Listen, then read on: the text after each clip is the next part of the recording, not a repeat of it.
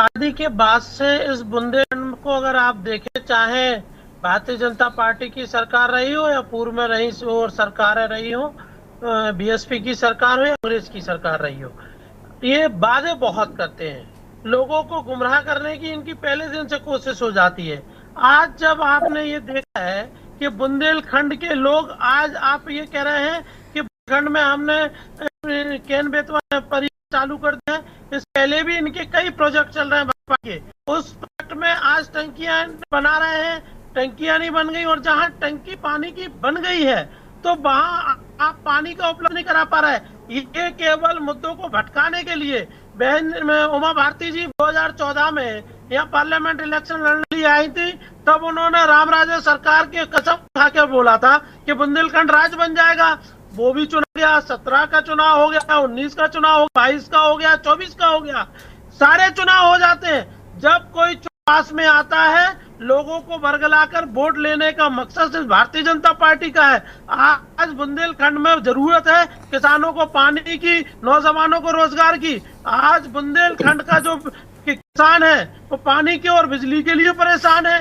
महेश जी, ठीक है, आप भारतीय जनता पार्टी की सरकार है तो आप ऐसा बोल रहे हैं, बीजेपी की सरकार है तो ऐसा बोल रहे हैं, और इससे 7 साल पहले की अगर बात कर ले तो क्या बुंदेलखंड 7 साल के बाद ही बना है? इन 7 साल के अंदर ही बुंदेलखंड एक अलग जिला बना है, क्षेत्र बना है? उससे पहले तो समाजवादी पार्टी की ही तो सरकार थी। नहीं, हाँ बिल्कुल, जब जब समाजवादी पार्टी को मौका मिला है, ये हमारे साथी जो उज्जवल जी बोल रहे थे, आपको याद होगा कि महोबा जनपद में अगर सबसे ज्यादा किसी ने तालाब बनाने का काम किया तो समाजवादी पार्टी ने किया। अगर समाजवादी पार्टी को जब जब मौका मिला है तो बुंदेलखंड के लिए विशेष, हम झांसी से आते हैं, झांसी में जो मेडिकल की समाजवादी पार्टी ने दी है, ऐसा नहीं है, जब मौका मिला है समाजवादी पार्टी को तो बुंदेलखंड को विशेष पैकेज दिया गया, बुंदेलखंड में विशेष मंडियां बनाई गई, बुंदेलखंड में सबसे ज्यादा सोलर अगर कहीं लगाए हैं तो बुंदेलखंड में लगे हैं। तो बीजेपी भी तो वही बात कह रही है, बीजेपी भी तो वही बात करे कि सड़क का निर्माण, परिवहन का निर्माण और हाईवे बनाने का काम, जरूरी मूलभूत सुविधाएं प्रदान करने का जो लाभ है बुंदेलखंड की जनता को भारतीय जनता पार्टी की ओर से भी दिया गया।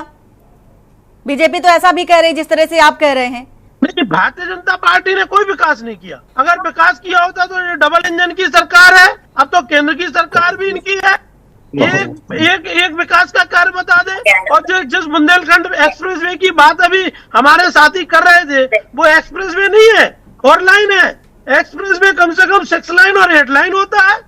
आप कौन से विकास, और जब आपने बुंदेलखंड के सारे जिलों को जोड़ा ही नहीं, और विशेष रूप से झांसी आता है, जब झांसी को भी आप नहीं जोड़ पाए, काहे का बुंदेलखंड एक्सप्रेसवे? हमेशा भारतीय जनता पार्टी ने राजनीति केवल मुद्दों को भटकाने के लिए कहा। आज उत्तर प्रदेश जिस तरीके से पीछे चला गया, आज आप देख रहे हैं प्रयागराज में जो भगदड़ के साथ में जो अव्यवस्था फैली है, अब वो अव्यवस्था को दबाने के लिए बुंदेलखंड राज आ गया, फिर पूर्वांचल राज आ जाएगा।